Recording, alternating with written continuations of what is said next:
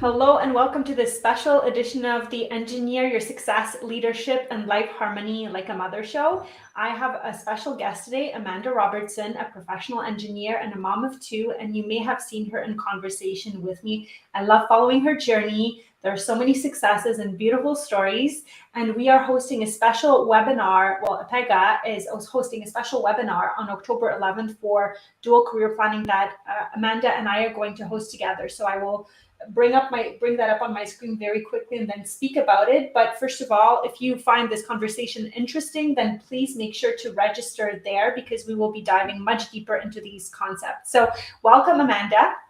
Thank you. Thanks for joining us. So today we'll be talking about fail to plan, plan to fail. We work with, at Pros and Babes, we work with very successful women who are now mothers. We also work with their partners, but ultimately a lot of these women are engineers, and the statistics in STEM fields are pretty jarring. We know that 43% of women leave full-time STEM after having kids, and it's around 20% for men, right? So Amanda, let's talk about the statistic. Are you shocked? Are you not shocked? Why do we still have this number popping up? Yeah, and I guess in a lot of ways, I'm not surprised. It's a very, many of the STEM fields are very demanding. It was a career, many of these careers are created, by males, for males, without family dynamics ever considered. Even if you look back, even at our parents' generation, or perhaps even before that, many households would have a working husband, but then there was somebody who would stay home to take care of the rest of the logistics. And as all of you know, there's a lot that goes into, it's not just childcare, right? There's the finances of your house, the grocery shopping, the cooking, the cleaning. It's like a whole other corporation inside your home almost that has to get run. Yeah. Yes. Absolutely. So it's tough that stuff doesn't just disappear, right? It actually amplifies as kids come into the picture. And it's not unusual for me to see women like you in your field, sometimes working 50, 60-hour weeks. There are demands, there's safety at play. And so people can get to a point where it's hard to juggle both and find satisfaction in both.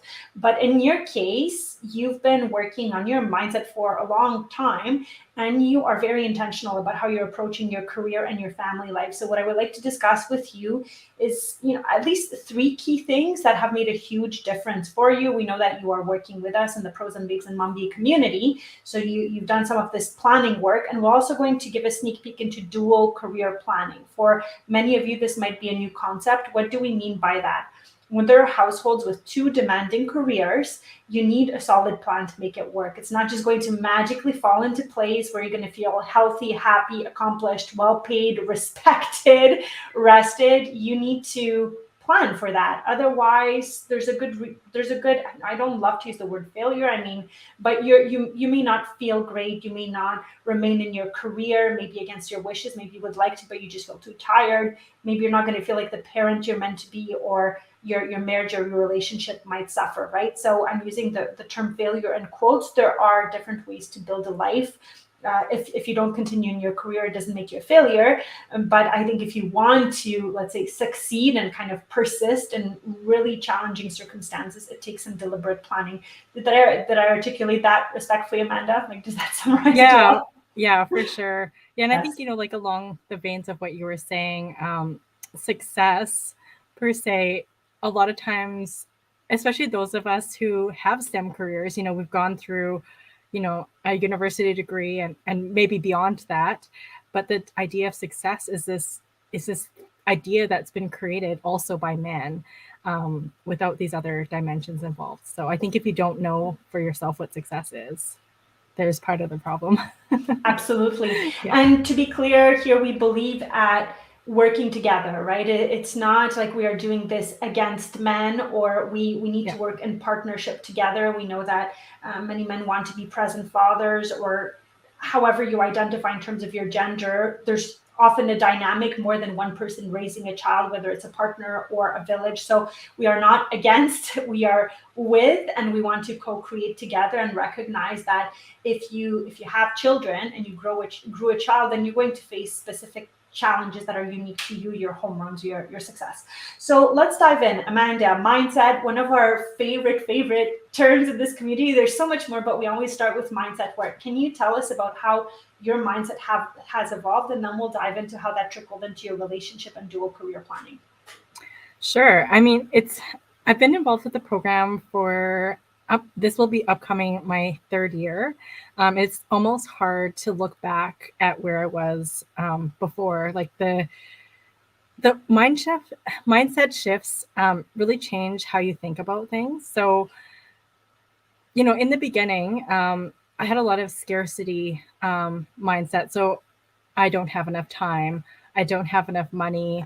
I can't do this. Or I can't do that. It was a lot about different barriers. And I think in the big picture, having a different mindset and having a more positive mindset helps you to overcome barriers in general, just as a big concept. So for me, instead of feeling stressed and struggling all the time, I have two kids. I'm an engineer as well. And then, with COVID, like even today, I have a sick child who's home. My husband and I have been able to come together, and we figured out a system that works for us, so that the days might be chaotic sometimes, but they don't have that edge of being so stressful anymore. And I think it's such a big thing, because when you can go through your day, no matter how chaotic it is, but take the stress part and just kind of lift the lid off that and let the steam kind of just dissipate into the atmosphere, it just allows you to be more present, and it allows you to perform both in your career, but also, as a parent as well. You can really take your lunch break and say, yeah, I'm going to focus on my sick kid. Or maybe it's not your lunch break, it's, in between working and in between meetings. But yeah, it really allows you to integrate and really be present in whatever you're doing. What do you think conditioned you to have this scarcity mindset? Where did it come from? I think probably from, honestly, my upbringing, and I think this is something you'll probably hear from a lot of people.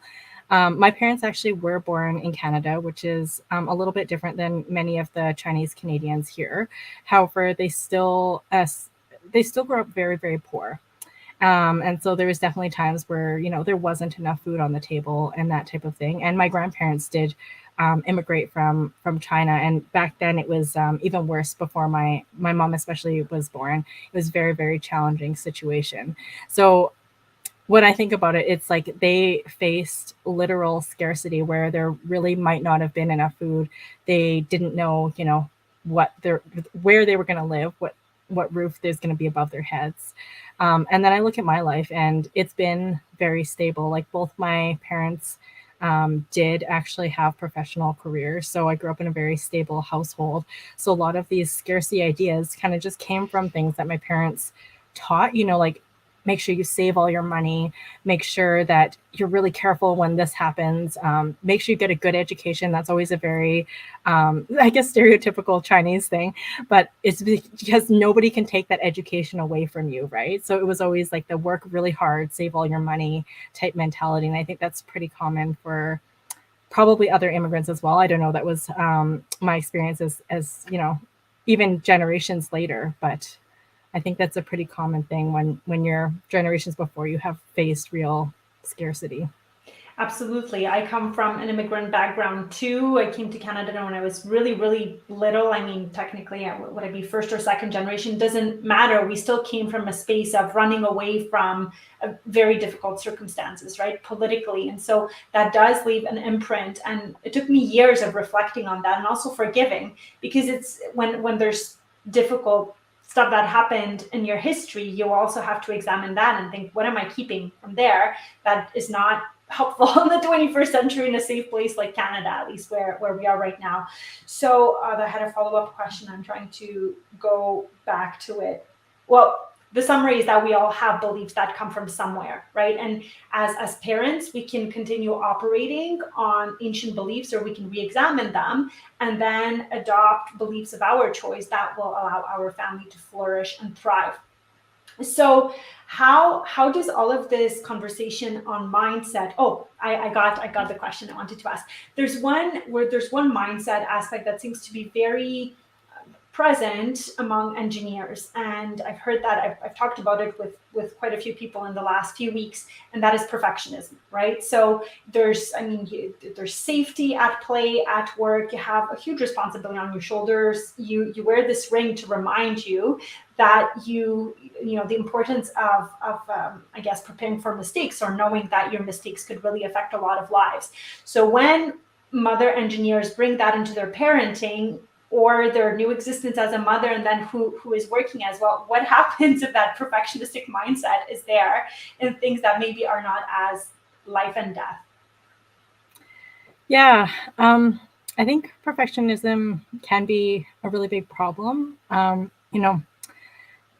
There's a huge difference between making something 100% correct and doing the best you can given the circumstances. And I think when you try to, have everything or go for it all, it's just not possible. So it's, perfectionism's then really tied to this feeling of failure when you can't actually meet this 100 or 110% achievement. So yeah, I think in the end, what I've really learned is that making small improvements is better than just sitting in one spot until everything is perfect.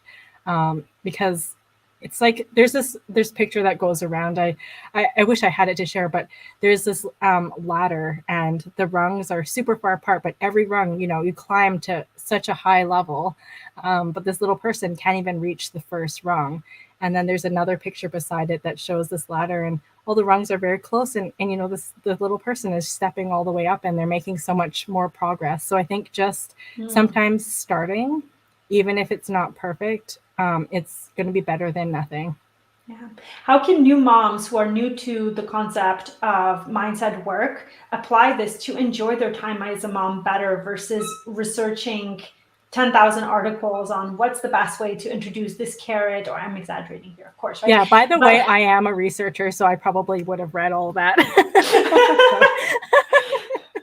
But yeah, how can moms trust that they already have so much intuition and knowledge? Of course, you can look for some evidence, but sometimes having 20 books on one topic can actually be counterintuitive, right? So what would you recommend to a mom who's new to this idea of mindset work and recognizing, ooh, I might be a perfectionist and this is stopping me from getting help, getting my partner more involved, making a decision regarding childcare, or even getting support at home, and is just keeping her stuck in this panic? Yeah, I guess the thing that helps me is keeping perspective in mind. So some of these things that seem like they're very big hurdles, they probably are in the moment. And I think that, it's important to recognize, whatever struggle you're going through, it is a real struggle and your emotions are valid. And I think that you should take the time to sit and, feel those things. But in the end, you also have to be able to step back and say, like, is this one or two, or maybe it's 10 things, maybe it's many things, but are these things that important in the long run? And I think that can be challenging if you haven't done some of the values and the vision work, because you don't know what your big picture looks like. But if you can really think about, having a happy and healthy child, that's probably a top priority for, I'm going to assume, almost all parents. Beyond that, many of these details are not that important. There's been children that have been raised, like how many people are we on the planet? Maybe like 3 billion something. And if you think about all the past generations, there's been so many children that have been raised. And I'm not saying that, there aren't better ways of doing it, which I'm sure there are. But in the end, there are many ways to do it right. It's not just a single way. So I think just keeping those things in mind and just giving yourself a little reassurance that, everyone's just doing their best. Nobody really knows what the right answer is. And, I've heard people say, like, yourself and your own child and your life the best. And so sometimes you have to just let your inner voice speak and just follow it and have faith in yourself. 100%. I'm a huge proponent of faith in parenting and trusting that we can teach our kids resilience and healing. And even if we're going to make mistakes as parents, which we will all do something that our kids will remember and not like as for in the future. If we can teach them to forgive, to heal, to grow from every situation, then I trust and have faith that it's going to be okay. Let's dive into dual career planning. So you and I, Amanda, on October 11th, we are doing a webinar, and what we're going to talk about, I think today we'll cover a little bit of some of these things so people know what to expect, but we're going to understand the key components of dual career planning and parenting, and what a success plan looks like, short, medium, and long-term considerations, right? Choosing the appropriate planning tools for every season of life, understanding the key concepts of dual career planning. And of course, during our sessions, we want them to be interactive. So let's talk briefly about the key components of dual career planning, short, medium, and long-term considerations. So you've done some work with your husband, right? We took a long view picture, and you and I even have fun conversations about way longer, but we kind of have this 25-year starting point when kids are really young, because that to me is a time of graduation as a working parent. We're at 25, hopefully your kids are kind of entering their adulthood, so we have that vision. Then medium term, I think like anywhere between 1 year to 5 years can be considered medium term. And then 1 year, we kind of like to chunk these up into seasons. So when you think about doing the long term, medium, and short term, can you tell us about how you did it, how you approached it, which tools you use, and what it brought to life for you? Yeah, actually, before we talk about those specifically, I just was thinking about something that we were talking about success kind of near the beginning of our conversation. And I think with this dual career plan, one thing that really makes it a valuable tool is that you look at success for your family. So even though you could be in a very demanding role, this dual career plan is ensuring that like your family is going to be successful in your vision. So with the short, medium, and long term goals, basically what I did is I sat down with my husband and we kind of looked at the 25-year. Originally, we looked at that first and kind of just said, like, oh, okay, we might actually be close to retirement around then. And then we started having more and more conversations, and kind of figured, oh, I think my husband actually wants to retire early. But like I feel like I still have a lot to do in my career. So we started having these conversations, and having this roadmap allowed us to get more granular in terms of like, okay, so what does it actually look like? Is it like in 15 years from now? Is it in 20 years? And that type of thing. So it was a good tool to start having those conversations. And then, going down to 1 to 5 years, it's more what you talk about with your supervisor and performance goals, because I'm sure many of you have performance cycles, and at the end of the year, they ask you, so where do you want to be in 5 years? So that part is a little bit similar. So we kind of took a look at like, okay, what kind of projects do I want to be working on? What type of people do I want to work with? And I think some of those activities are outlined in the book. It's like the What Color is Your Parachute? I think that's what it's called. Yeah. Yep. So there's a flower exercise in there that you can always, if you can find that book, probably at the library, that's where I found it. But having some of those conversations sort of for the medium and short term goals were kind of important, and just trying to figure out, okay, with our kids' ages as well. Yes. How busy will we be? Like, I definitely am very glad I'm not a VP or a CEO at this point in my life, just because I do like having the time with my kids, right? Yeah, and then 1 year goals, just trying to figure out from those bigger goals, like what steps do I actually need to take right now to actually set up the dominoes so that I can get to these 5-year goals and longer to the 25 goals. So yeah. Yeah, absolutely. And I like how you broke it down. For some people, the idea of the 25-year vision may seem daunting. Like, why would I plan so far ahead? We can't control everything. And I agree 100%. However, if you live a generally healthy life, and your kids too, and we can assume in our day and age that there's a probability that you're going to live and work for that time, that there's a good chance your parents might age and you might have to make decisions, right? At some point, anybody will have to make decisions around elder care. Your kids will be changing school environments. You're going to have to make lifestyle decisions. Am I going to drive my kid half an hour to this specialized school, or is it more important for me to walk to the community school? So when you map out, in effect, your probable reality it gives you a better grasp on what you can be proactive about and have a plan. And then you can shift your plan if major life events and disruptions will happen, which they will. You can never predict everything, but this gives you the big picture tool. And we like to use an intuitive process to get there, right? It's not like you're committed to this 25-year vision forever. You're not allowed to change it, but you're certainly playing with some high probability so that you're not taken aback. Like, my goodness, my mother is aging and she needs care. What do I do? Whereas if you plan early while your parents are still in good health, then you can have some of those harder conversations earlier so that everybody can feel cared for and you're not sandwiched, right? So for anybody who doesn't love this long-term planning, we're looking at a probable reality, the different variables that could impact it, and then thinking about what really matters to you in the different seasons of life. We love the concept of the golden years with children. My husband's very excited about that one. He's like, okay, well, I'm going to take them to the mountains. And, so it does give us a sense of where, if we want to go spend a year abroad, best to do it then versus in 20 years, maybe where our parents might need more of our assistance, right? So that helps. Okay, now using the different planning tools, before we talk into that, tell me more about the dynamic when you plan with your husband. Yeah. What I've noticed in my practice that men and women tend to approach these things slightly differently. As women, we seem to like vision boards and we're a bit more comfortable in that environment. But sometimes when it comes to having those conversations with our partners, we find that maybe we're not speaking the same language or there's not the same level of motivation. So you have to be open-minded and creative to get to where you want to go. Can you tell us about that? How is this dual planning with your partner going for you, and what are some of your tips? For sure. I guess I'll be the first person to say, like, my husband is very turned off by life coaches in general. Like, as soon as he hears that word, he will like run straight out the door.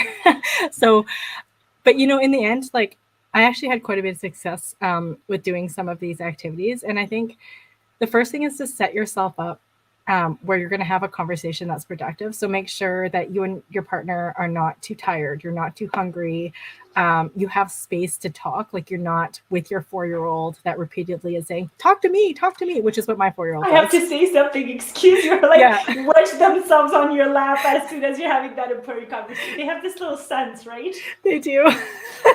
One time, I think I've told you this story before, but one time I was talking to my husband, and then my 4-year-old interrupts and he says, no, you're only allowed to talk to daddy for 2 minutes. And I was like, only 2 minutes? And he said, okay, fine. 20 minutes. So I would not recommend, having these conversations when you have your kids around. Like, maybe either wait till they're in bed, or if you're able to even go on a date or something like that, like bring some of these conversations to dinner without your kids. And so I usually approach it pretty casually. So I kind of, instead of saying like, oh, okay, we're going to, start our dual career plan, let's get out our pens and paper. Like, that is not something that I think that would work well in our household. So our conversations are a lot more casual. I kind of started with like, when do you, like, we're still a ways away from retirement, but what do you think would be fun to do together when we retire? And just sort of start with something fun and light. So then we started brainstorming ideas, like going hiking in Jasper. And like, they might be like really small things at first, but as you have these conversations, you'll get more and more details.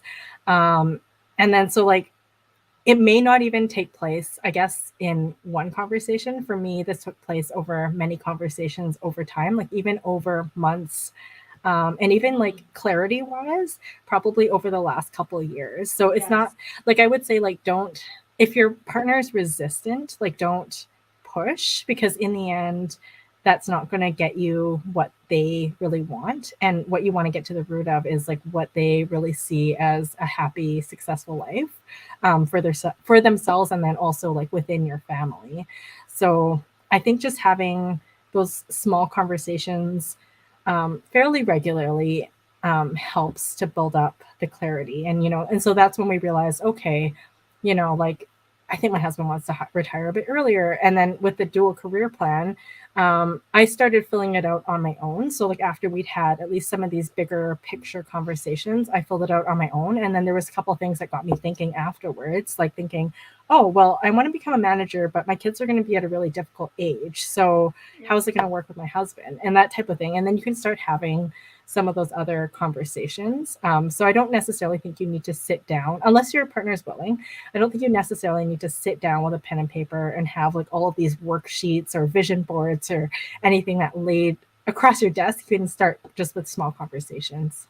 Yes. Yes. When you were telling me how it started for you, I remember an article that I read about dual career planning. I don't even know if I Googled it or I was probably, you know, how I have a huge body of resources for mothers, but there was an article that started talking about acknowledging the positive things of having two careers in a household. At first, we can, you know, when we start and go back to work after maternity leave, many women are so frustrated that they're carrying the load on their shoulders in terms of communicating with childcare providers and taking sick days when the children are sick and then doing everything at home. And all of a sudden it turns into this pretty negative spiral. Like, is this worth it?